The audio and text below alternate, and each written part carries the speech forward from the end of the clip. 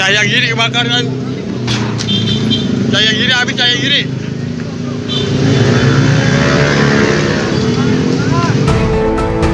Kebakaran melanda dua ruko yang dijadikan tempat fotokopi dan warung makan di Jalan Ciledug Raya, Pesanggerahan, Jakarta Selatan.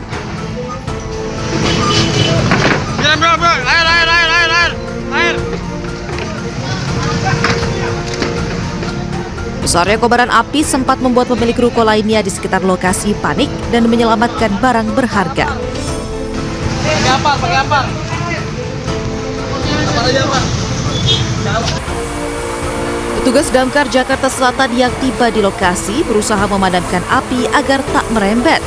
Diduga kebakaran terjadi akibat hubungan pendek arus listrik dari salah satu ruko. Awalnya dari dapur dan sono terus merembet karena ada korslet listrik, makanya merembet ke fotokopi sebelah. Awalnya dari toko yang mana ya? Dari toko yang sebelah yang korslet listrik. Kondisinya lagi tutup atau bagaimana? Kurang tahu juga sih, tadi soalnya ada pemadam. Saya dari luar juga. Oke. Kalau emang jam segini emang biasanya udah tutup. Biasanya di sini udah tutup. Soalnya hari Sabtu juga tuh jam tujuan. Ini total ada berapa ruko atau toko yang kebakar? Ada dua doang sih itu. Sebelahnya dapur alisan itu sungguh toko fotokopian. Kalau yang belakangnya? Kan nggak ada fotokopian juga, cuma nggak nyampe ke belakang. Oke, cuma kebakar sedikit. Iya, tadi langsung ada pemadam kebakaran ya terus. Oke. Butuh waktu 1 jam dan 6 unit mobil pemadam serta puluhan petugas damkar untuk memadamkan api. Beruntung tak ada korban jiwa dalam peristiwa ini.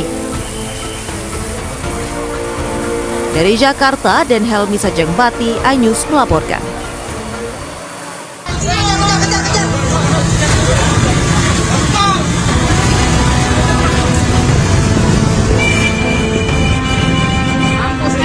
Inilah video viral saat sebuah sedan mewah yang nyaris diamuk warga dan pengendara lain di Jalan Duren Bangka, Pancoran, Jakarta Selatan. Peristiwa berawal ketika sedan mewah yang ditumpangi dua orang tersebut melaju dari arah Kemang menuju perempatan Duren 3. Namun karena kondisi lalu lintas di lokasi macet, pengemudi sedan tancap gas mengambil jalur berlawanan arah. Di saat yang bersamaan sejumlah motor datang dari arah Duren 3, cekcok pun tak terhindarkan di lokasi. Namun bukannya meminta maaf, pengemudi sedan justru mencoba melarikan diri dan menabrak beberapa motor di depannya. Beberapa pengemudi motor coba mengejar mobil yang akhirnya terhenti karena lampu merah. nggak mau mundur, sedangkan di sini motor tuh dari sini sampai itu lumayan banyak. Sekarang kalau saya mau mundur gimana? Kalau mobil itu harusnya ngalah dong. Mobil yang ngalah. Nah, sedangkan ini kan lampu merah pasti macet. Ada jalur ini trans, ada segala macam. Pasti kan masa harus mundur? Yang ngalah harusnya kan dia. Karena dia di lajur yang berbeda. Salah jalur. Jadi macet kan. Kasus kecelakaan ini selanjutnya ditangani unit Laka Lantas Polres Metro Jakarta Selatan. Dari Jakarta, Den Helmi Sajangbati, iNews melaporkan.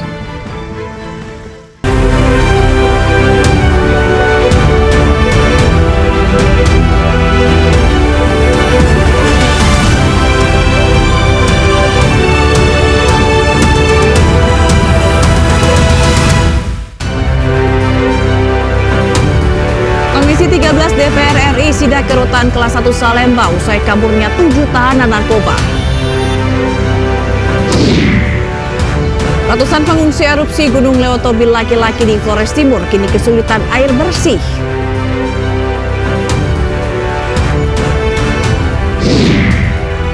Indonesia dan Jepang terus mematangkan persiapan menjelang laga putaran ketiga kualifikasi Piala Dunia 2026.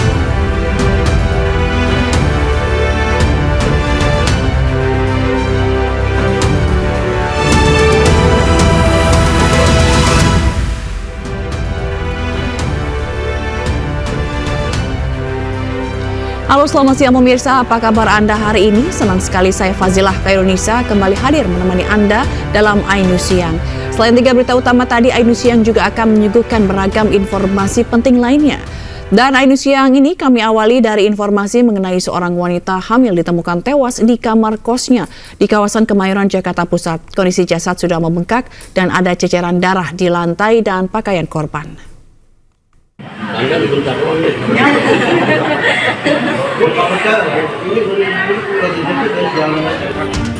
Aparat Polsek Mayoran dan tim Inafis Polres Metro Jakarta Pusat mengevakuasi jasad seorang wanita di lantai 2 kamar kos Jalan Utan Panjang, Mayoran, Jakarta Pusat. Korban bernama Afira Mahwati, 34 tahun, diketahui tengah hamil. Saat ditemukan, kondisi jasad sudah membengkak. Dan di lantai kamar juga didapati ceceran darah serta di pakaian yang dikenakan korban. Di kamar korban, polisi juga mendapatkan beberapa obat-obatan. Tewasnya korban diketahui setelah penghuni kos lain curiga dengan bau tidak sedap dari kamar korban. Udah 2 hari yang lalu masih ada ya, masih sama suaminya masih masak di dalam kamar mandi. Terus 2 hari ini jarang kelihatan. Terus tadi jam 4 sore udah mulai ada rasa bau tadi, pokoknya bau aneh. Pusing. Belum diketahui penyebab tewasnya korban. Saat ini jasad korban berada di RSCM untuk diotopsi. Dari Jakarta, Rani Sanjaya, News melaporkan. Komisi 13 DPR RI melakukan sidak ke rutan kelas 1 Salemba, Jakarta Pusat. Ketua Komisi 13 DPR RI, Willy Aditya, menyebut ingin mengecek langsung kondisi lapas. Tim Komisi 13 DPR RI tiba di rutan Salemba pukul 9:15 waktu Indonesia Barat pagi tadi. Rombongan langsung masuk ke area rutan untuk menelusuri kaburnya 7 tahanan kasus narkoba melalui teralis kamar rutan. Pihaknya juga mengecek standar operasional prosedur atau SOP di rutan Salemba, termasuk kapasitas napi. Sebelumnya pihak rutan Salemba meningkatkan pengawasan terhadap pengunjung usai 7 tahanan kasus narkoba kabur pada Selasa kemarin. Beberapa catatan anggota yang ingin kita lakukan ini profiling. 7 ini ada 3 napi dan 4 tahanan. Kenapa bisa ada dalam satu sel yang sama? Sejak kapan? Nah, dan ini yang 3 napi dan 4 tahanan ini titipan dari mana? Apakah polisi, jaksa? Ini kita sedang cek betul. Nah, teman-teman semua, habis itu kita juga mendapat laporan beberapa CCTV itu tidak aktif, apalagi yang di belakang tempat cabutnya itu. Kalau waktu sekolah kan sering cabut kan. Nah, ini memang terinspirasi oleh cabut sekolah itu. Jadi loncat itu, terus di sana blank spot gitu. Nah, tadi kita juga sempat masuk ke dalam, ternyata sudah diperbaiki itu setelah di BAP oleh polisi dan dengan BNN juga. Tentu habis ini kami juga akan berkoordinasi dengan polisi dan BNN. Dan untuk informasi terkait sidak Komisi 13 DPR RI ke rutan Salemba ini, kita bergabung dengan rekan Muhammad Zuhilmi yang ada di sana. Selamat siang, Hilmi. Apa fakta yang ditemukan anggota DPR saat sidak tadi dan bagaimana jalannya sidak tadi? Silakan dengan laporan Anda. Ya, selamat siang Zila dan juga pemirsa. Baru saja anggota Komisi 13 DPR RI melakukan sidak di rutan Salemba, Jakarta Pusat. Tadi usai tiba pada pukul 9 pagi, ini sejumlah anggota dari Komisi 13 DPR RI langsung melakukan pertemuan dengan pihak dari rutan Salemba, Jakarta Pusat. Kemudian tak lama sejumlah anggota Komisi 13 DPR RI yang dipimpin oleh ketua yakni Willy Aditya ini meninjau langsung sel-sel yang ada di dalam rutan Salemba. Tadi Willy Aditya juga mengatakan dalam konferensi pers bahwa untuk saat ini teralis besi yang diduga dipotong oleh 7 narapidana dan juga tahanan yang kabur ini sudah diperbaiki untuk nantinya mengantisipasi terjadinya hal serupa. Kemudian tadi Willy juga menyatakan beberapa catatan dari hasil sidak yang dilakukan oleh anggota Komisi 13 DPR RI pada hari ini, di mana diantaranya untuk saat ini anggota Komisi 13 DPR RI sedang melakukan profiling terhadap 7 narapidana dan juga tahanan yang kabur, di mana dari 7 orang tersebut ini merupakan 3 narapidana dan juga 4 tahanan. Nah, ini yang dipertanyakan oleh anggota DPR RI Komisi 13, mengapa narapidana dan juga tahanan ini disatukan di dalam sel sehingga akhirnya mereka lari atau kabur bersama-sama pada Selasa dini hari kemarin. Kemudian untuk saat ini pun Kepala Rutan Salemba ini sudah dicopot dari jabatannya karena ketika peristiwa terjadi ini Kepala Rutan Salemba sedang cuti atau sedang tidak masuk. Nah, ini sedang diselidiki apakah berkaitan dengan cutinya Kepala Rutan Salemba dengan peristiwa kaburnya 7 napi dan juga tahanan. Kemudian ada beberapa catatan lainnya yang disampaikan oleh Willy Aditya terkait sidak pada hari ini, di mana diantaranya terkait kapasitas dari sel di dalam, kemudian terkait tenaga kerja atau SDM yang ada di Rutan Salemba ini dinilai masih kurang atau minim dengan jumlah narapidana dan juga tahanan yang ada di Rutan Salemba Jakarta Pusat ini. Dan tadi Willy juga mengatakan bahwa untuk tindak lanjutnya nanti Komisi 13 DPR RI akan melakukan rapat dengan pimpinan komisi, kemudian nantinya akan melanjutkan pembahasan mengenai panja atau panitia kerja pemasyarakatan, dan nantinya akan memanggil kementerian terkait dan juga kepolisian untuk menindaklanjuti peristiwa kaburnya 7 tahanan ini dan untuk melakukan reformasi terkait pemasyarakatan dan juga lapas dan juga rutan di Indonesia. Tentu kita akan melihat bagaimana nanti tindak tanduk dari anggota Komisi 13 DPR RI dalam menyelesaikan kasus ini, di mana untuk saat ini pun kemarin pihak dari Polres Jakarta Pusat sudah melakukan olah TKP, telah menyelidiki bagaimana kronologis dari 7 napi dan tahanan yang kabur ini, dan untuk saat ini pun pengejaran masih terus dilakukan dan kita akan melihat apakah nantinya ke-7 napi dan tahanan ini akan kembali ditangkap dan bagaimana reformasi pemasyarakatan yang akan dilakukan oleh DPR RI dan juga pemerintah. Zila. Kita akan sama-sama menanti begitu ya bagaimana perkembangan dari kasus ini. Terima kasih Muhammad Zulimi, laporan langsung dari Rutan Salemba Jakarta. Selamat bertugas kembali. Pemirsa, seorang ibu di Batam, Kepulauan Riau tega menganiaya anak kandungnya yang masih SD karena tak hafal ayat pendek Al-Quran. Korban menderita luka lebam hingga dirantai di leher oleh pelaku. Ya Allah sih Pak, kok diapain sama mamaku sampai kayak gini sih Pak? Seorang anak berinisial AS kelas 6 sekolah dasar ditemukan warga terluka di bagian leher, tangan, dan kakinya. Tak hanya itu, korban juga diikat dengan rantai besi di leher. Dihajar. Kondisi korban yang mengenaskan membuat tetangga panik dan melaporkan peristiwa ini ke polisi. Menurut polisi, korban mengaku dipukuli oleh ibu kandungnya sendiri, Zuraida, karena tidak hafal surat pendek di Al-Quran. Selain itu, korban juga tidak diperbolehkan berangkat sekolah.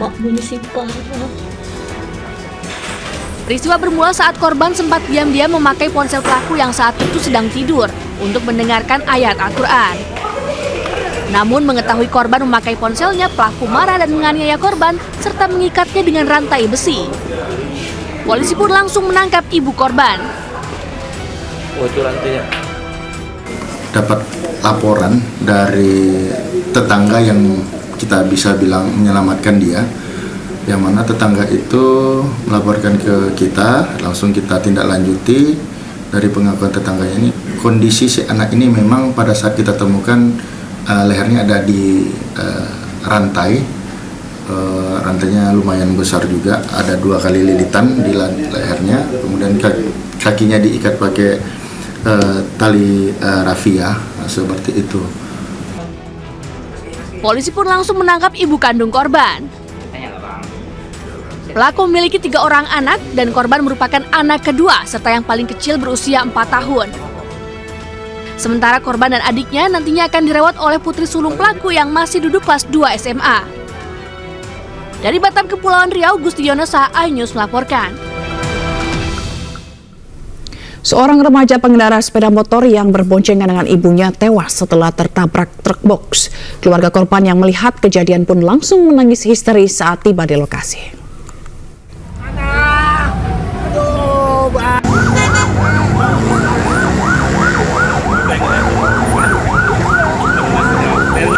Dua pengendara sepeda motor yang merupakan ibu dan anak tewas terlindas truk box saat hendak berputar balik di Jalan Jenderal Ahmad Yani, Bekasi Selatan, Kota Bekasi, Jawa Barat. Kedua korban yang berboncengan tiba-tiba ditabrak mobil box saat hendak berputar balik. Korban pun langsung terpental dan masuk ke dalam kolong truk box dan terlindas. Keluarga korban yang melihat kejadian pun langsung menangis histeris saat tiba di lokasi. Petugas unit Laka Lantas Polres Metro Bekasi Kota yang tiba di lokasi langsung mengevakuasi kedua jasad korban ke RSUD Dr. Kasbullah Abdul Majid. Jadi kecelakaan di Jalan Ahmad Yani. Kendaraan box menabrak sepeda motor yang berboncengan 2 orang. Namun setelah kejadian tersebut, korban langsung masuk di kolong motor box, kemudian langsung mengalami kecelakaan, meninggal di tempat. Polisi pun telah melakukan olah tempat kejadian perkara. Sementara supir truk box langsung diamankan petugas untuk dimintai keterangan. Dari Bekasi, Jawa Barat, Rahmat Hidayat, iNews melaporkan. Tidak dibelikan ponsel, seorang pemuda di Sidoarjo, Jawa Timur tega menganiaya ibu kandungnya hingga tewas. Informasinya akan kami hadirkan usai jeda, tetaplah di iNews ya.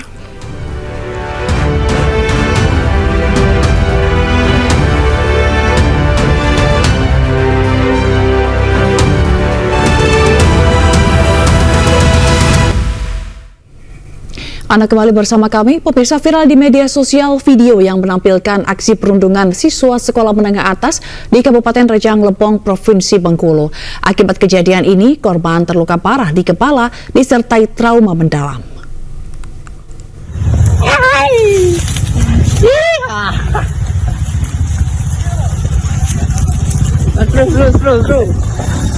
Inilah video pembulian terhadap salah satu siswa SMA Negeri 1 Rejang Lebong yang terjadi di area perkebunan Talang Benih, Kabupaten Rejang Lebong, Bengkulu. Dalam video tersebut terlihat seorang siswa mengenakan kaos hitam berinisial D sedang berusaha menarik korban berinisial JO yang mencoba melepaskan diri sembari memberi pukulan bertubi-tubi ke arah korban.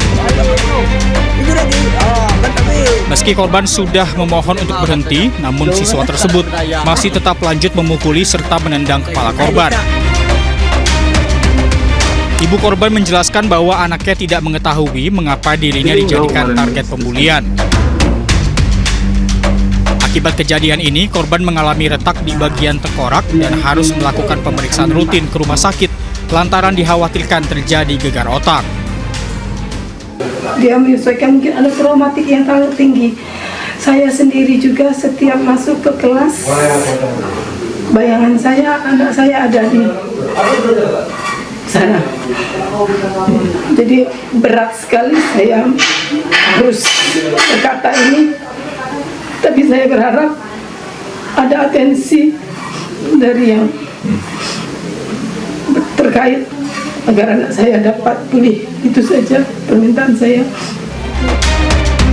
Pihak sekolah membenarkan kejadian tersebut dan mengungkapkan bahwa sebelumnya pelaku juga pernah melakukan aksi pembulian serupa. Saat ini pihak sekolah masih berusaha mencari solusi terbaik, mengingat ibu dari kedua siswa ini sama-sama merupakan guru di sekolah tersebut. Dari Rejang Lebong, Bengkulu, Widodo Waluyo, iNews melaporkan. Kawanan geng motor bersenjata tajam kembali berulah di wilayah hukum Polsek Deli Tua, Deli Serdang, Sumatera Utara. Mereka menyerang warkop mie Aceh yang sedang beroperasi hingga pengunjung lari berhamburan.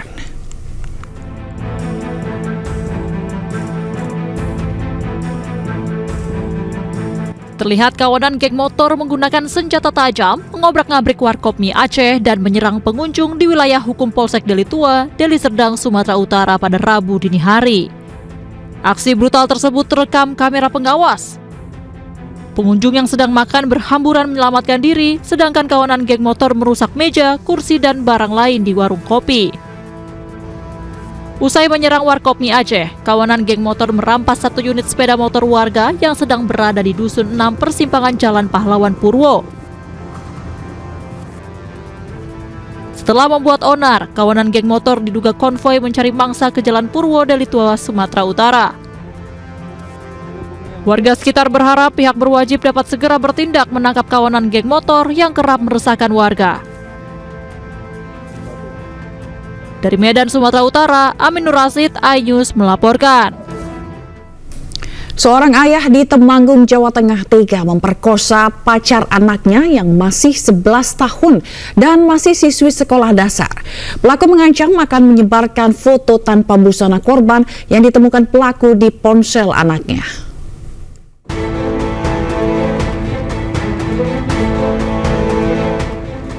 Pria ini digelandang ke Polres Temanggung usai dilaporkan memperkosa seorang siswi sekolah dasar berusia 11 tahun sebanyak 6 kali yang juga pacar anaknya. Dari hasil pemeriksaan terungkap, pelaku awalnya mendapati foto tanpa busana korban yang ada di ponsel anaknya. Pelaku lalu mengancam akan menyebarkan foto tersebut jika korban tidak menuruti kemauan pelaku. Korban sempat melawan namun tidak berdaya dan ketakutan dengan ancaman pelaku. Tersangka menyetubuhi korban. Tersangka mengatakan, "Nek lah film fotomu tak sebar." Foto korban telanjang dada yang korban kirimkan ke pacarnya. Saat itu korban hanya diam, kemudian tubuh korban didekatkan di dalam tembok sehingga korban berteriak dan tersangka membekap korban. Korban yang masih belia kini trauma dan dalam penanganan Dinas Sosial Temanggung. Sementara atas perbuatan bejatnya itu, pelaku dijerat Undang-Undang Perlindungan Anak dengan ancaman hukuman 15 tahun penjara. Dari Temanggung, Jawa Tengah, Didik Dono Hartono, iNews melaporkan. Sementara akibat tidak dibelikan handphone, seorang pemuda di Sidoarjo, Jawa Timur tega menganiaya ibu kandungnya hingga tewas. Polisi yang melakukan olah TKP menemukan sejumlah luka akibat benda tajam pada wajah korban.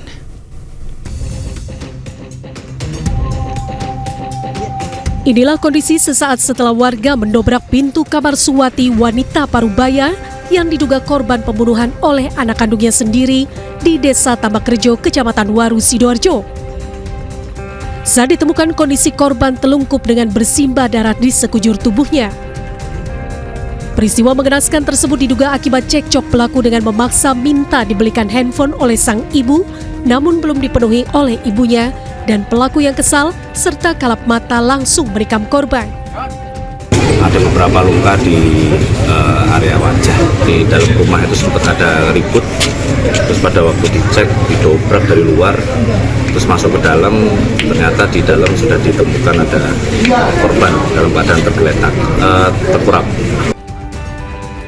Saat ini jasad korban dibawa ke Rumah Sakit Pusdik Bayangkara Porong untuk dilakukan otopsi, sementara polisi telah mengamankan pelaku dan sejumlah barang bukti di sekitaran TKP. Dari Sidoarjo, Jawa Timur, Yoyo Agusta, iNews melaporkan. Pemirsa, sebuah ruko menjadi lokasi pembuatan obat terlarang di Tasikmalaya, Jawa Barat, digerebek Direktorat Reserse Narkoba Polda Jawa Barat. Selama ini pelaku menyamarkan aksinya dengan menjual air mineral.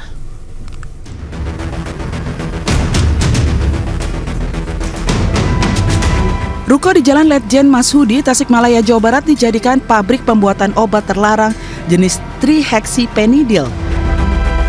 Ditemukan sejumlah mesin produksi obat, bahan baku hingga obat yang sudah jadi. Saat penggerebekan, terdapat 3 orang yang tengah melakukan proses produksi obat terlarang. Diketahui pabrik ini sudah beroperasi sekitar 6 bulan dan telah memproduksi obat sebanyak 1,5 juta butir per bulan. Polisi juga telah menangkap 3 tersangka dari lokasi. Untuk produksi ini per bulannya mereka bisa di atas 1.500.000 butir. Sudah berapa lama beroperasi di sini? Kurang lebih 6 bulan. Pak, ini kedoknya apa sih Pak? Kedok ininya? Jadi gini, ini masih berproses. Saya minta pada rekan-rekan media bersabar dulu sebentar. Kita masih ini kan memang kita butuh pengembangan lagi. Menurut Ketua RW setempat, pihaknya tidak mengetahui terkait adanya aktivitas pembuatan obat terlarang tersebut. Ajat juga menambahkan bahwa selama ini dirinya dan warga hanya mengetahui bahwa tempat tersebut menjual air mineral. Modusnya itu jualan air mineral, modusnya di depannya. Tapi ternyata di belakangnya udah ya seperti itu, banyak mesin-mesin yang buat produksi sudah banyak. Nggak tahu sama sekali saya. Diketahui trihexyphenidyl merupakan obat keras yang sering disalahgunakan untuk mendapatkan efek fly atau melayang.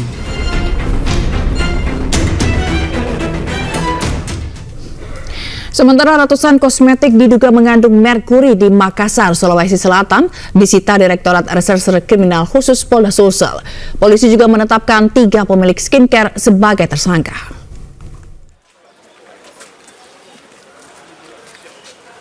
Direktorat Reserse Kriminal Khusus Polda Sulsel menyita ratusan kosmetik berbahaya yang diduga mengandung merkuri. Kandungan merkuri dari 6 produk skincare ini terungkap berkat hasil uji laboratorium BB POM Makassar. Kosmetik tersebut terdiri dari toner, krim pencerah, krim malam, krim siang, dan sebagainya. Selain itu, polisi juga menetapkan 3 pemilik kosmetik atau owner skincare sebagai tersangka. Nah, setelah saya selesai gelar perkara, penetapan tersangka, baru saya teken, baru saya kasih tahu teman-teman. Berarti sudah tersangka nih? Asas praduga tidak bersalah ya. Berarti sudah tersangka nih? Tiga ini sudah tersangka kan? Sudah tersangka. Baru tadi malam gelar perkara, nanti. Berarti sudah tersangka ya? Sudah tersangka. Oke. 3 orang sudah tersangka. Sudah. Pelaku diterapkan Undang-Undang Kesehatan dengan ancaman hukuman 12 tahun dan denda maksimal 5 miliar rupiah. Dari Makassar, Sulawesi Selatan, Wahyu Ruslan, iNews melaporkan. Universitas Indonesia tunda kelulusan dan pemberian gelar Dr. Menteri SDM Bahlil Lahadalia. Informasi selengkapnya akan kami hadirkan usai jeda berikut, tetaplah bersama kami.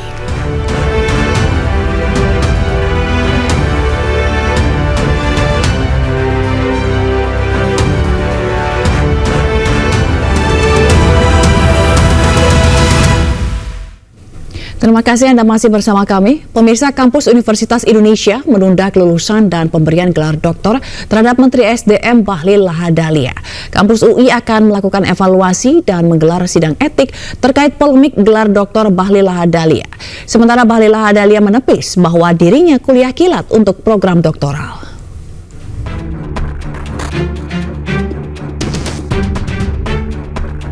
Kampus Universitas Indonesia menunda kelulusan dan pemberian gelar doktor Menteri ESDM Bahlil Lahadalia sebagai mahasiswa program Strata 3, Sekolah Kajian Strategik dan Global UI.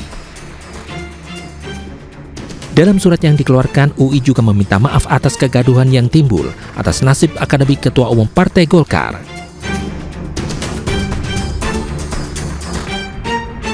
Dinilai ada pelanggaran selama proses akademik Bahlil, pihak kampus UI akan melakukan penyelidikan. Nasib gelar Dr. Bahlil akan diputuskan dalam sidang etik Universitas Indonesia usai proses penyelidikan. Bahlil Lahadalia menepis dugaan persepsi publik bahwa dirinya kuliah kilat untuk program doktoral. Bahlil belum dinyatakan lulus dari studi doktor oleh UI karena masih harus mengikuti proses yudisium pada Desember 2024 nanti. Kalau rekomendasinya mungkin sudah dapat, saya sudah dapat. Di situ yang saya pahami bukan ditangguhkan, tapi memang wisuda saya itu harusnya di Desember. Dan saya kan dinyatakan lulus itu kan setelah yudisium. Dan yudisium saya kan Desember. Kalau kemarin disertasi saya itu setelah disertasi kan ada perbaikan disertasi. Jadi setelah perbaikan disertasi baru dinyatakan selesai. Pada 16 Oktober lalu, Bahlil Lahadalia dinyatakan meraih gelar doktor SKSG UI. Bahlil lulus S3 dalam waktu 1 tahun dan 8 bulan dengan predikat cum laude. Namun kelulusannya menuai polemik. Dewan Guru Besar UI menggelar rapat karena dinilai ada kejanggalan selama proses pembelajaran Bahlil Lahadalia. Dari Jakarta, Tim Liputan iNews melaporkan. Gubernur Kalimantan Selatan Sahbirin Nur atau Paman Birin mundur dari jabatannya. Keputusan ini diambil Sahbirin setelah status tersangkanya dicabut oleh Pengadilan Negeri Jakarta Selatan. Pengumuman pengunduran diri Sahbirin Nur disampaikan langsung di hadapan ratusan ASN di Gedung Idam Khalid, Kantor Sekretariat Daerah Provinsi Kalimantan Selatan. Dalam sambutannya, Paman Birin menyampaikan permintaan maaf jika selama menjabat ada salah. Sahbirin menjelaskan surat pengunduran dirinya telah disampaikan ke Presiden Prabowo Subianto. Usai berpamitan, Sahbirin Nur bersalaman dengan para pegawai. Mohon maaf sekalian pamitan kepada keluarga besar ASN pemerintah Provinsi Kalimantan Selatan. Kita berharap akan baik lagi perjalanan pemerintahan kita, dan kita tetap harus yakin dan percaya bahwa Kalimantan Selatan yang saya sering tambah dengan Babus Salam, Kalsel Babus Salam. Pemirsa, calon Gubernur Jakarta Pramono Anung menghadiri aktivasi posko pemenangan dan kick-off Jaga TPS di kawasan Jagakarsa, Jakarta Selatan. Pramono berharap para relawan Jaga TPS bisa mengawal suara di tingkat TPS agar tidak terjadi kecurangan.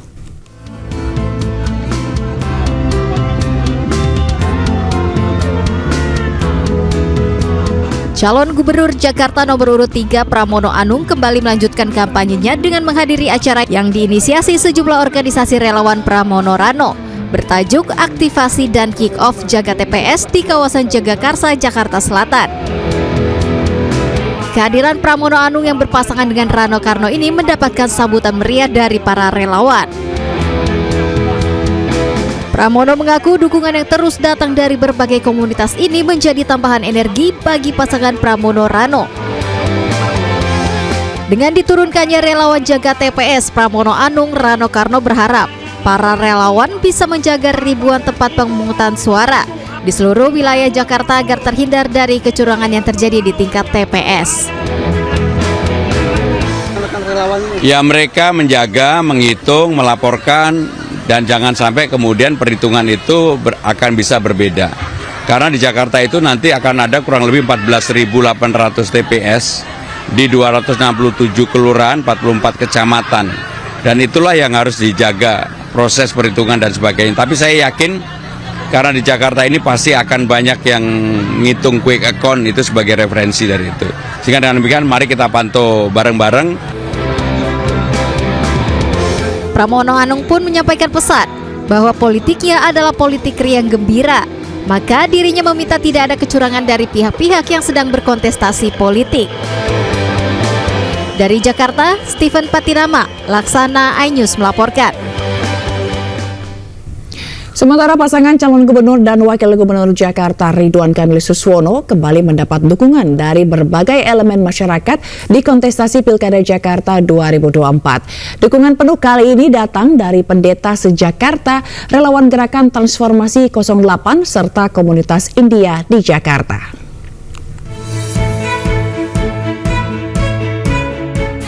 Ratusan pendeta se-Jakarta dan relawan Gerakan Transformasi 08 mendeklarasikan dukungannya kepada pasangan calon gubernur dan wakil gubernur Jakarta, Ridwan Kamil Suswono, di posko pemenangan pasangan Ridho Cikini, Jakarta Pusat.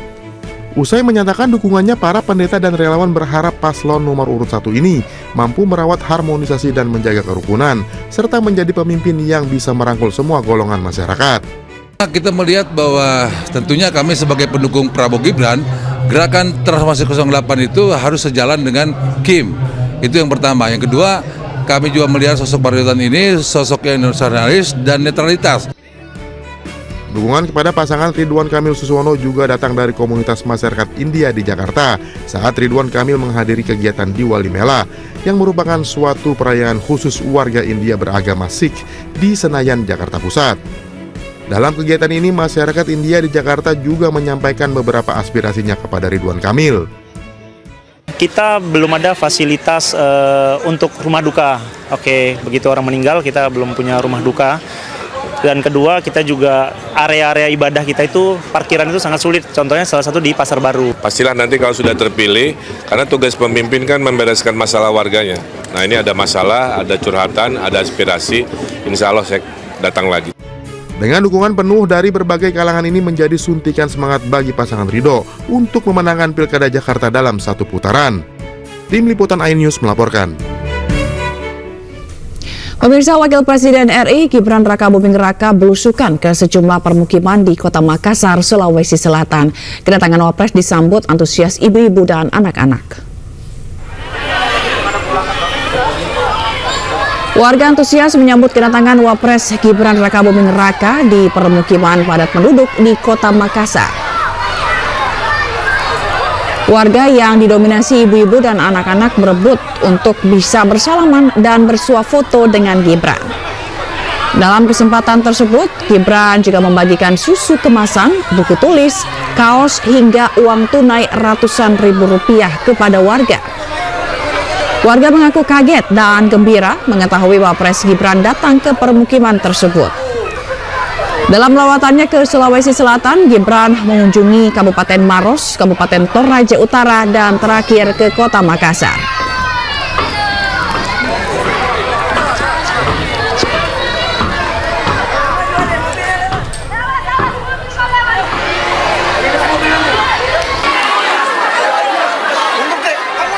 Pemirsa, selanjutnya Indonesia yang akan dibawakan oleh rekan Prisa Sompodatu. Selamat siang Prisa, ada informasi menarik lain apa nanti di Indonesia? Selamat siang, ragam informasi akan kita hadirkan pada sesi selanjutnya di mana ratusan pengungsi erupsi Gunung Lewotobi laki-laki di Flores Timur kini kesulitan air bersih. Informasi selengkapnya kami hadirkan usai jeda.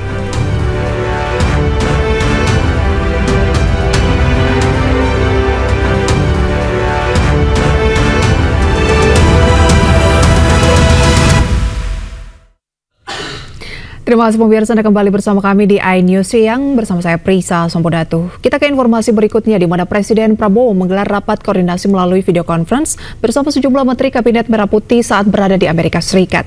Dalam rapat ini dibahas terkait penanganan pengungsi korban erupsi Gunung Lewotobi laki-laki di Flores Timur, NTT.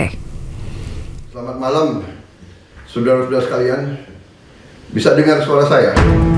Presiden Prabowo Subianto memimpin langsung rapat koordinasi dengan sejumlah Menteri Kabinet Merah Putih melalui video conference.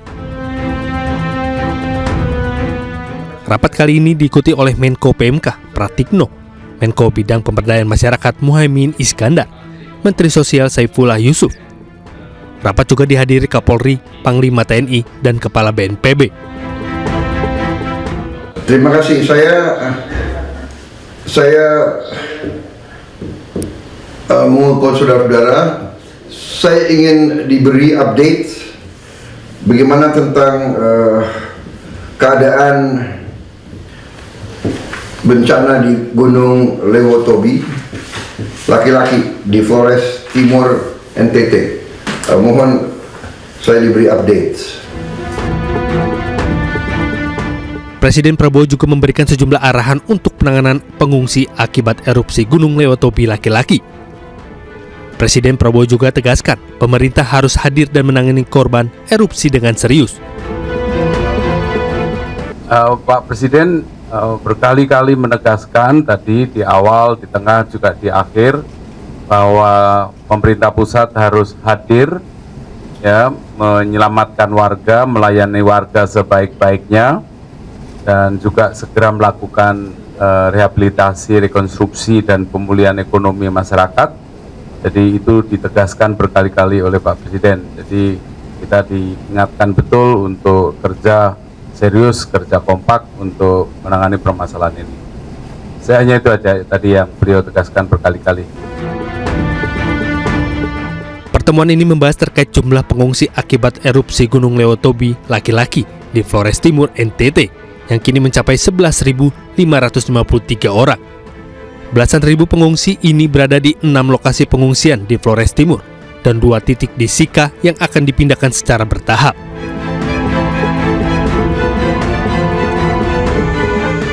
Dari Jakarta, Dilami Aulia, Muhammad Koirudin, iNews melaporkan.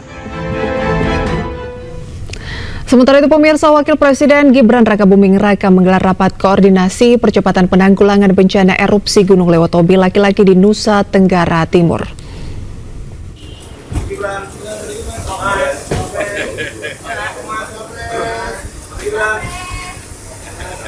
Rapat terbatas penanganan erupsi Gunung Lewotobi laki-laki bersama Wakil Presiden Gibran Rakabuming Raka digelar di Gedung BNPB dan dihadiri oleh sejumlah Menteri Kabinet Merah Putih. Sejumlah hal dibahas dalam rapat ini, diantaranya kondisi terkini di lokasi bencana, aspek kesehatan dan obat-obatan, persiapan jalur logistik, kesiapan lokasi untuk bantuan rumah, hingga kondisi pengungsi. Rencananya Wakil Presiden Gibran Rakabuming Raka akan meninjau langsung kondisi di wilayah terdampak erupsi Gunung Lewotobi. Tadi Bapak Wapres juga berkenan dan akan turun ke lapangan. Beliau dari Makassar, Toraja, direncanakan akan dalam 2 hari ke depan akan ada di lokasi, 2 atau 3 hari ke depan ada di lokasi. Selain menggelar ratas, Wapres Gibran juga melihat langsung ruang komando BNPB. Ditemani oleh Ketua BNPB, Wapres Gibran mendengarkan perkembangan terkini status Gunung Lewotobi laki-laki di Nusa Tenggara Timur. Dari Jakarta, Steven Patinama, iNews melaporkan. Erupsi Gunung Lewotobi laki-laki membuat seorang bayi yang baru dilahirkan terpaksa tinggal di pengungsian. Bayi dan keluarganya terpaksa dipindahkan ke tenda pengungsian karena puskesmas penuh.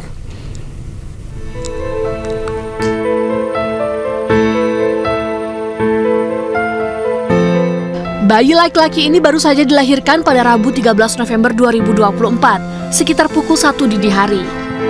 Ia merupakan anak ketiga pasangan Katarina Kirekuta dan Paulus Rakatapun, warga desa Nawokote yang merupakan pengungsi erupsi Gunung Lewotobi laki-laki. Pada Senin 4 November 2024 lalu, mereka sempat mengungsi ke desa Hikong, Kecamatan Talibura, Kabupaten Sika. Namun kemudian dipindahkan ke desa Kobasoma, Kecamatan Titehena, Kabupaten Flores Timur. 11. Kenapa tidak nginep di Lenglaga? Katanya ibu hamil terlalu banyak, jadi kami coba pulangkan ke sini. Ada sehat sih? Sehat. Kenapa? Sehat. Bayi laki-laki ini terpaksa dibawa ke tenda pengungsian karena puskesmas Lewolaga sudah penuh pasien ibu hamil dan anak-anak.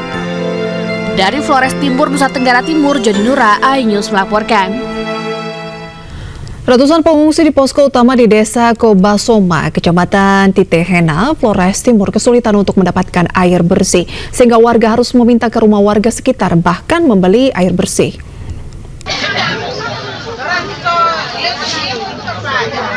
Korban erupsi Gunung Lewotobi laki-laki yang berada di posko pengungsian desa Kobasoma sulit untuk mendapatkan air bersih untuk keperluan sehari-hari.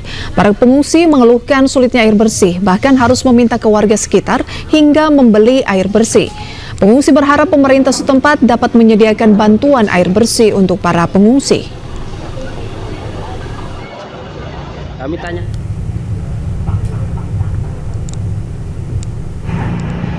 Ya, sementara itu Wakil Presiden Republik Indonesia Gibran Rakabuming Raka akan siang ini mengunjungi para pengungsi erupsi Gunung Lewotobi laki-laki di Kecamatan Wulang Gitang dan Ilebura, Flores Timur. Kedatangan Wakil Presiden ini nantinya akan membawa sejumlah logistik bagi para pengungsi.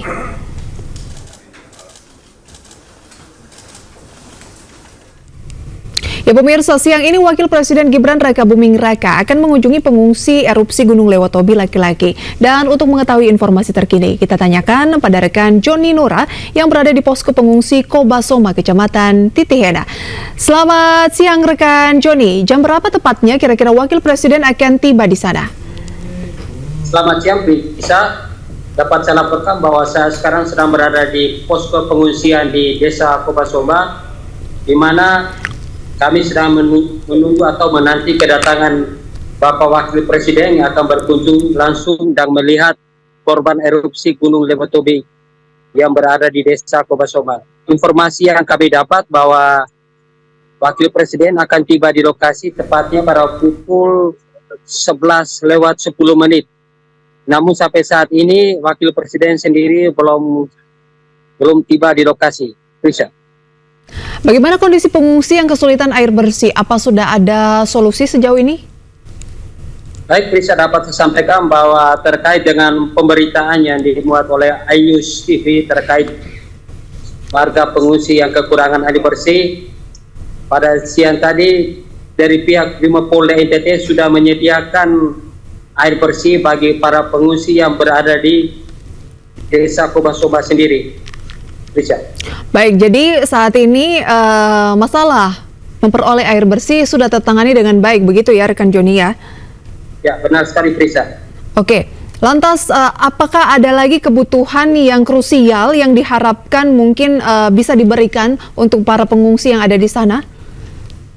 Ya baik, Prisa, dapat saya sampaikan bahwa pemberitaan kita yang awal terkait air bersih dan MCK, para pengungsi yang berada di Desa Kobasoma sendiri sangat membutuhkan MCK karena pengungsi yang berada di Desa Kobasoma sendiri melebihi dari 1.000 lebih warga mereka hanya menggunakan 4 MCK yang disediakan oleh sekolah dasar itu sendiri. Baik, jadi kekurangan MCK ya, lokasi untuk terkait MCK ini juga masih kurang, butuh mungkin dibangun lagi yang lebih banyak, begitu ya rekan Joni? Ya, benar sekali Prisca. Baik. Warga mengharapkan agar penambahan MCK. Baik. Kami akan update terus situasi terkini dari Anda rekan Joni. Selamat beraktivitas kembali. Ya pemirsa, kita beralih ke informasi berikutnya di mana ini terkait dengan masih seputar erupsi pemirsa Gunung Lewotobi laki-laki di Flores Timur, Nusa Tenggara Timur yang berdampak pada jadwal penerbangan di Bandara Internasional I Gusti Ngurah Rai Bali. Jika sebelumnya hanya rute keberangkatan dan kedatangan dari dan ke Australia, maka kini dampaknya menjalar ke rute penerbangan ke negara lain. Ribuan penumpang yang didominasi wisatawan mancanegara menumpuk di area keberangkatan internasional bandara. Mereka tidak bisa keluar Bali karena pihak maskapai membatalkan penerbangan. Para wisatawan juga dilanda ketidakpastian karena pihak maskapai belum memastikan kapan akan kembali beroperasi. Sejak 4 November lalu, Bandara I Gusti Ngurah Rai sudah terdampak erupsi Gunung Lewotobi laki-laki. 26 rute penerbangan domestik dengan rincian 13 rute keberangkatan dan 13 rute kedatangan mengalami penundaan, khususnya rute menuju Indonesia Timur. Sementara rute internasional yang terdampak mencapai 64 rute, terdiri atas 34 keberangkatan dan 30 kedatangan.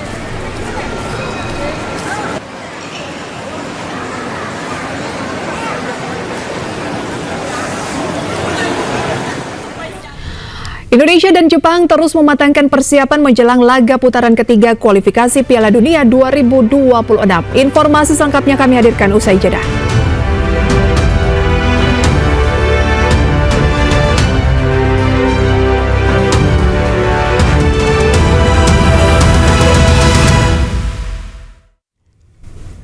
Terima kasih pemirsa, Anda kembali bersama kami. Presiden Prabowo Subianto sudah tiba di Peru. Kedatangan Presiden untuk menghadiri KTT APEC pada 14 hingga 16 November 2024 ini.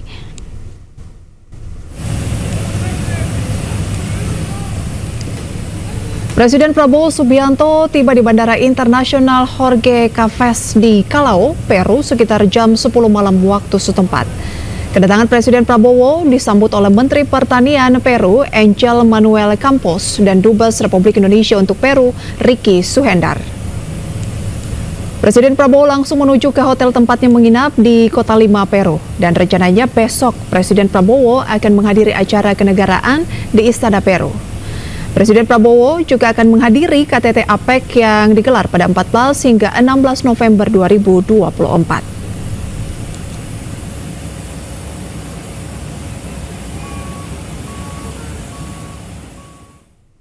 Ya, sejumlah pemimpin negara termasuk Presiden Republik Indonesia Prabowo Subianto telah tiba di Kota Lima, Peru, Amerika Selatan dan untuk mengikuti KTT APEC 2024. Pengamanan venue KTT APEC, penginapan dan juga lokasi bilateral para pemimpin negara terus diperketat oleh kepolisian setempat. Dan berikut liputan Esra Ambarita dari Lima, Peru.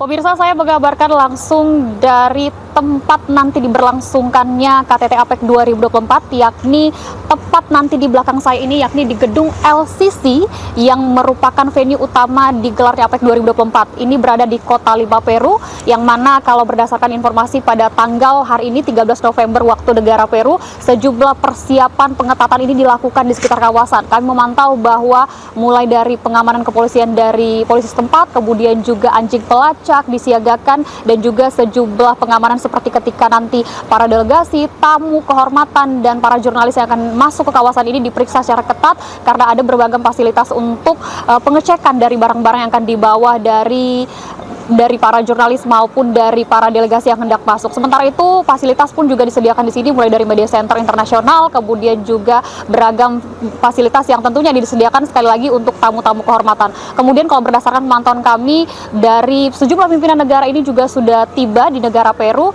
yakni sudah melakukan juga bilateral ataupun pertemuan bilateral, dan nantinya dalam KTT APEC 2024 ini akan dihadiri 21 negara dan nantinya diproyeksikan juga bahwa Presiden Prabowo Subianto, Presiden Presiden Republik Indonesia akan tiba pada malam hari 13 November waktu negara Peru yang nantinya akan beristirahat atau langsung ke kediaman untuk melakukan istirahat di salah satu hotel yang berada di kota Lima, Peru. Sementara itu untuk diketahui bahwa tema besar untuk APEC kali ini adalah Empower, Include, dan Grow dan membahas 3 isu penting yakni perdagangan investasi, kemudian juga digitalisasi hingga sustainable growth. Dan tentunya harapannya dalam forum ini adalah memberikan kesejahteraan ekonomi khususnya di kawasan Asia Pasifik.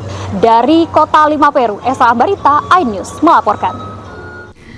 Pemirsa, Indonesia dan Jepang terus mematangkan persiapan menjelang laga grup C putaran ketiga kualifikasi Piala Dunia 2026 zona Asia. Persiapan fisik dan mental telah disiapkan secara optimal timnas Indonesia dan juga Jepang.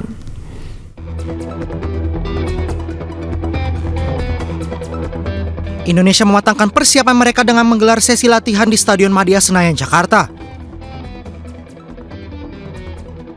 Pelatih timnas Indonesia Shin Tae-yong memahami bahwa Jepang merupakan tim yang kuat, tapi ia terus memompa semangat anak-anak asuhnya untuk tidak menyerah sebelum berlaga. Pada sesi latihan kali ini, hampir seluruh penggawa hadir kecuali Miss Hilgers yang absen akibat cedera. Sedangkan back FC Copenhagen yang baru resmi menjadi warga negara Indonesia Kevin Dix juga ikut berlatih setelah tiba di Indonesia pada Selasa pagi.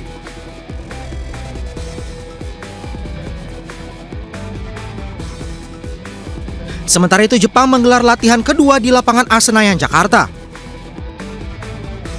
Sempat diikuti 6 pemain, kini pada latihan kedua, 27 pemain tim Samurai Biru sudah hadir. Nama-nama besar seperti Kaoru Mitoma, Takumi Minamino hingga Wataru Endo ikut berlatih.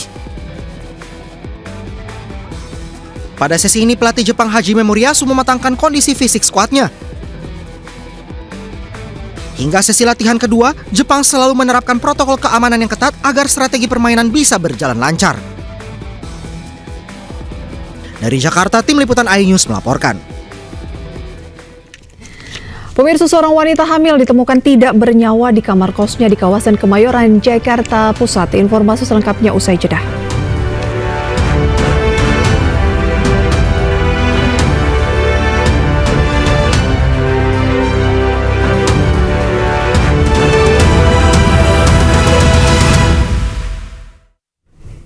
Pemirsa, sebuah truk box bermuatan minyak goreng mengalami kecelakaan tunggal dan terguling di ruas tol Jor Cipayung, Jakarta Timur.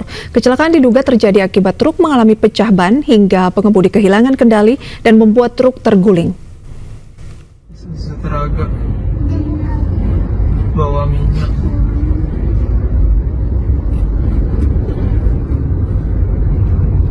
Beginilah kondisi truk box bermuatan minyak goreng kemasan yang terguling di ruas tol Jor, tepatnya di kilometer 34600 Cipayung, Jakarta Timur, Rabu siang. Kondisi truk yang terguling melintang di tengah jalan dengan kondisi muatan minyak goreng kemasan yang tumpah. Petugas jasa marga yang tiba di lokasi langsung mengembalikan posisi mobil seperti semula dan mengevakuasi kendaraan ke pinggir jalan tol. Saksi mata mengatakan truk box yang mengalami kecelakaan diduga terjadi akibat pecah ban, hingga pengemudi tak bisa menguasai laju truk dan terguling. Meski demikian, pengemudi truk hanya mengalami luka ringan dan langsung mendapatkan penanganan medis menggunakan ambulans. Mungkin bannya pecah, terus dia rada oleng kali, cepet terbalik.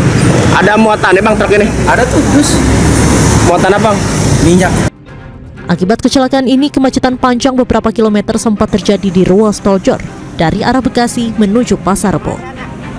Dari Jakarta, Rio Manik, iNews melaporkan. Sementara itu, pemirsa, seorang wanita hamil ditemukan tidak bernyawa di kamar kosnya kawasan Kemayoran, Jakarta Pusat pada Rabu malam. Kondisi jasad sudah membengkak dan ada ceceran darah di lantai dan pakaian korban. Dan pemirsa, informasi ini sekaligus akan menutup iNews siang hari ini. Cuplikan tayangan berita iNews dapat Anda saksikan di kanal YouTube @official iNews. Jangan kemana-mana, saat lagi Kawal Pilkada juga akan hadir bersama rekan Reza Siregar. Saya Prisa Sampudatu pamit undur diri, selamat beraktivitas, terima kasih dan sampai jumpa.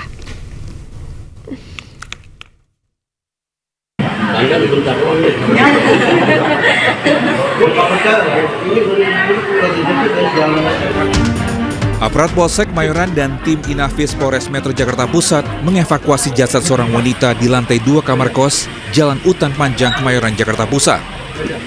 Korban bernama Afi Rahmawati, 34 tahun, diketahui tengah hamil. Saat ditemukan, kondisi jasad sudah membengkak. Dan di lantai kamar juga didapati ceceran darah serta di pakaian yang dikenakan korban. Di kamar korban, polisi juga mendapatkan beberapa obat-obatan. Tewasnya korban diketahui setelah penghuni kos lain curiga dengan bau tidak sedap dari kamar korban. Udah 2 hari yang lalu masih ada ya, masih sama suaminya masih masak di dalam kamar mandi. Terus 2 hari ini kelihatan, jarang kelihatan. Terus tadi jam 4 sore udah mulai ada rasa bau-bau tadi, pokoknya bau aneh, pusing.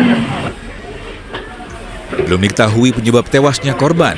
Saat ini jasad korban berada di RSCM untuk diotopsi. Dari Jakarta, Rani Sanjaya, iNews melaporkan.